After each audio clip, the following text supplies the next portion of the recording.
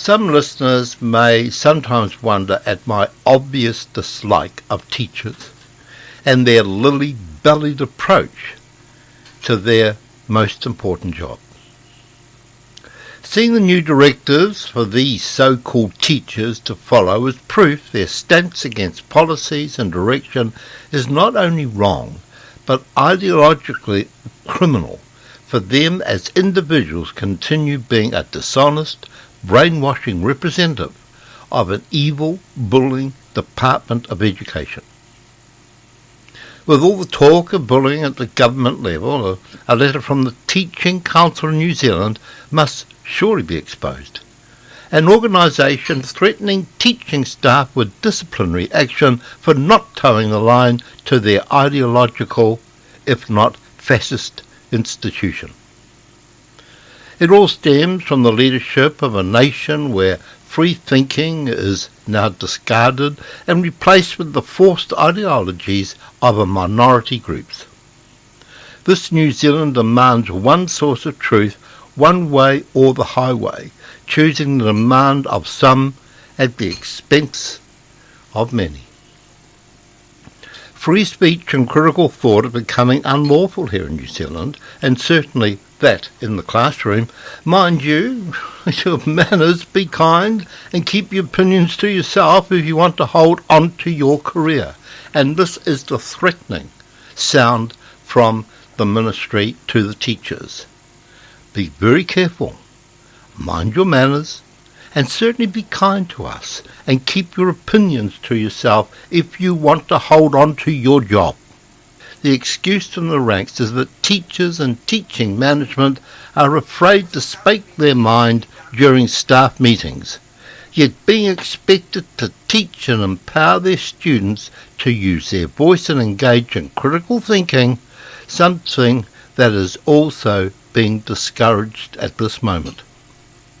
Now you are aware that this is the case, how can you or any individual, particularly a parent or a grandparent, have any faith in such a gutless bunch of criminally controlled objects who believe they are teachers, but have not the guts even collectively to fight back and let us, those who pay their salaries, exactly know how they're being directed to sell and what to sell to our children? This dangerous, idiotic ideologies put forward to these teachers by minority groups. You want to discuss bullying? Well, it's not only among 16-year-olds, it is rampant at professional levels from this government leadership. A very good example of how sick, misguided and ideologically contaminated is this evil and manipulated standing of teachers was their handling of a recent proposal for a citizens-initiated referendum, and what it has meant that several government ministries and non-government organisations have been invited to submit their thoughts on the referendum question. The question: should New Zealand ban harmful, unscientific gender theories from all schools? Now, the very first submission received was from the Teaching Council of New Zealand. Now, this is from the Teaching Council of New Zealand, an organisation run and formed by teachers, did little to address the request, but instead chose to focus on threatening behaviour, yes, threatening behaviour dictating what beliefs the teaching staff are expected to hold or else, and guess what?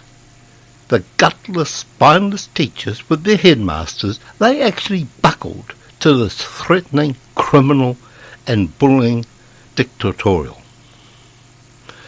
The one teacher code was once held by the real teachers, instilled while in teaching college, was to provide a safe and learning environment for all students. Yes, that was their byline, provide a safe learning environment for all students.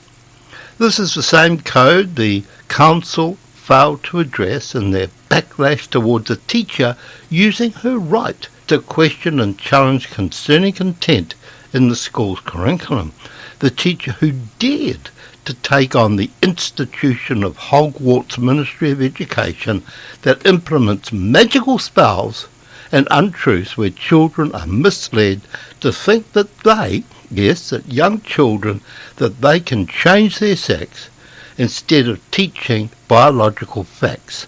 An education system that is failing academia due to the overexposed and time spent on political experimentation of our most vulnerable people, our children. History shows how the teaching profession has slipped into the depth of smelly, swampy mud was when teachers were sent to university to be brainwashed and indoctrinated by that bunch of non-thinking crappos that some people still refer to as lecturers or even professors. To forge ahead with the expected teacher code to provide a safe learning environment for all students and adopt a first do no harm approach will result in disciplinary action. So say them, the teaching council. Oh, you cannot allow the children to be adopted into a program where first do no harm. That threat is from the representatives of the school teachers, that you must not follow that particular guideline.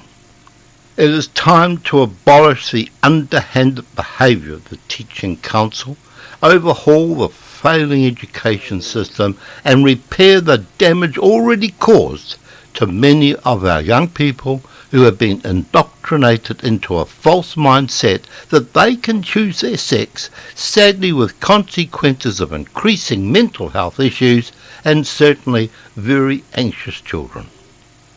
A recent poll stated that a majority, that's 72% of New Zealanders, are concerned with the direction New Zealand is heading. This is one of the areas of concern. The other 28% who showed no concern to the direction we are heading with our young minds must have been the dim-witted, spineless teachers. It could have been no one else. These teachers are not shaping the country we want, but they're so gutless they can't even organise themselves into a sizable group to have this criminal and this unbelievable situation to be cancelled and get back to being part of a true profession, not some other blob doing a pointless, untruthful job.